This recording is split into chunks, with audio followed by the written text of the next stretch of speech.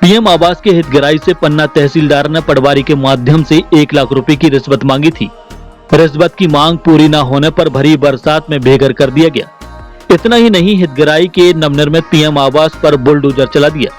हितग्राही ने पहली किस्त में रिश्वत के 10,000 रुपए नकद देकर बाकी शेष 90,000 की रकम बाद में देने का आश्वासन दिया था, किंतु 2 महीने बीत जाने के बाद में बाकी 90,000 रकम न दिए जाने पर तहसीलदार पन्ना ने 2 नोटिस जारी कर पेशी पर तलब किया। पन्ना पटवारी द्वारा रिश्वत की राशि नकद के रूप में ली राशि फोन पे के माध्यम से हितग्राही को वापस दे दी। फिर पीएम आवास पर प्रशासन का बेदर्द बुलडोजर चला। जियो टैग होने के बाद भवन निर्माण की स्वीकृति, नल कनेक्शन की स्वीकृति, लाइट की स्वीकृति, भवन प्रमाण पत्र, नगर पालिका की टैक्स रसीद, मकान की फोटो सहित सारे दस्तावेज हितग्राही के पास मौजूद थे। हितग्राही के ताले लगे पर सामान सहित पीएम आवास पर बुलडोजर चलवा दिया। पूर्व मुख्यमंत्री शिवराज सिंह चौहान की लाडली बहना योजना के अंतर्गत हितग्राही सुनीता गुप्ता को पीएम आवास पास हुआ था। जिला प्रशासन की अवैधानिक कार्यवाही सवालों के घेरे में है। आज हम कलेक्ट्रेट परिसर में आए हुए हैं। हमारा मकान जो पुराने पन्ना वार्ड क्रमांक 26 में बना हुआ था, जिस दिन हम परिवार सहित बाहर गए हुए थे, उस दिन तहसीलदार के द्वारा और नगर पालिका की टीम के द्वारा मोहल्ले वालों ने हमें ये सूचित किया कि आपका मकान शाम को 5-6 बजे के बीच में गिरा दिया गया है पूरा। और जब हम लोग 7 बजे करीब वहाँ पहुँचे, अब बाहर से आए हम लोग, तो हम लोगों ने देखा वहाँ पे कि हमारा मकान ही गायब हो चुका है वहाँ पे। तो हम लोगों के होश उड़ गए उस समय। तो मोहल्ले वालों से हम लोगों ने पूछा तो उन्होंने पूरी जानकारी दी हमको। तो उसके बाद अभी 2 दिन से हम लोग बिल्कुल सदमे में थे।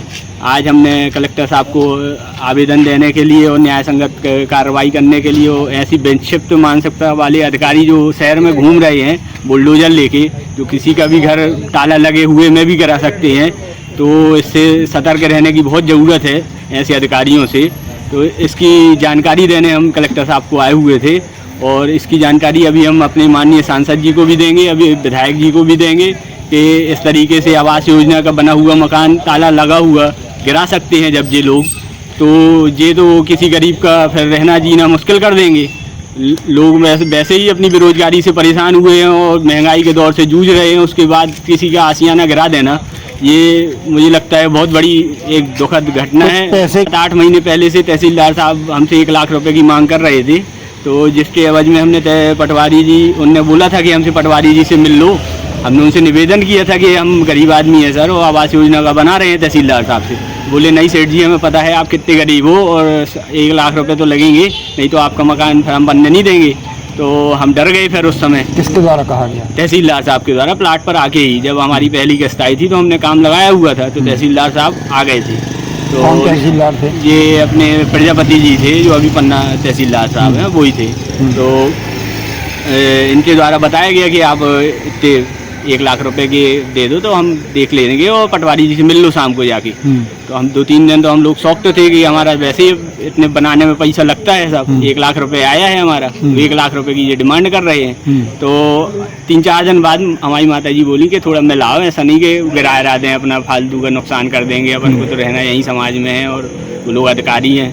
तो अपन जाके मिले पटवारी जी से, तो पटवारी जी बोले कि 1 लाख रुपए तो देखो यार देना पड़ेगा तुमको, नहीं तो साहब बहुत कड़क स्वभाव के हैं और वो गिरा देंगे तुम्हारा मकान सरकारी बोल के। और फिर वो उनके पास तो देखो दुनिया के साधन है, वो गिरा सकते हैं आपका किसी प्रकार। कितना पैसा दिया गया? तो हमने 10,000 रुपए दे दिए। हमने उनसे बोला सर हम और आगे आपको दे देंगे, अभी आप हमारा गिराना नहीं है, कुछ ऐसी कार्रवाई मत करना। किस माध्यम से दिए? ये मैं नगद दे आया था उनको, और इनके नगद देने के बाद जब हमने 1-2 महीने हम इनसे मतलब दे नहीं पाए, सक्षम नहीं हुए फिर देने में हम पैसे आगे इनको, तो इनने हम तो टकराने दिए हमको एक जगह। तो वो लेके क्या हुआ तुम्हारा अभी तक पैसा नहीं आया, साहब गुस्से में है, तो हमें भी बहुत गुस्सा आ रही है, ऐसा थोड़ी करना चाहिए, तुम बोल गए थे दोगे।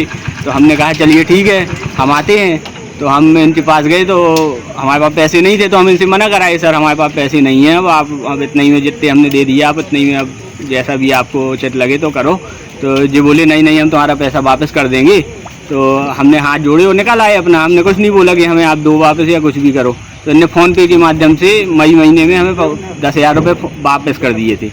तो अपन ने कुछ नहीं बोला, हमने कहा चलो अब देखेंगे भाई कुछ। अपन तो इनने कोई कार्रवाई भी नहीं की मई महीने से, अपन शांत हो गए। तो इनने सडनली अभी कारण बताओ नोटिस दिया और सीधे बस 2 पेशी हुई, 21 तारीख को, 22 तारीख को, 23 तारीख को। बस सीधे जाके पता ही नहीं चला कब मकान शाम को। कहीं ना कहीं 1 लाख रुपए आप दे देते तो आपका मकान सुरक्षित रहता। अब वो ही मकान बेचना ही पड़ता तब ही दे पाते हम। हम्म। अब वो पूरा ही धराशायी कर दिया। किसके नाम से मकान है? माता जी के नाम से है। क्या नाम है माता? सुनीता गुप्ता। किस जगह पे है? लाडली बहना के उससे उनको निकला था वो, लाडली बहना के मकान के रूप में उनको निकाला गया था, वो पूरा ढहा दिया गया आपको बिना नोटिस दिए? बिना, हमें कोई जानकारी नहीं है। जानकारी होती तो हम अपना सामान वामान सब निकालते, ताला थोड़ी लगे रहने देते।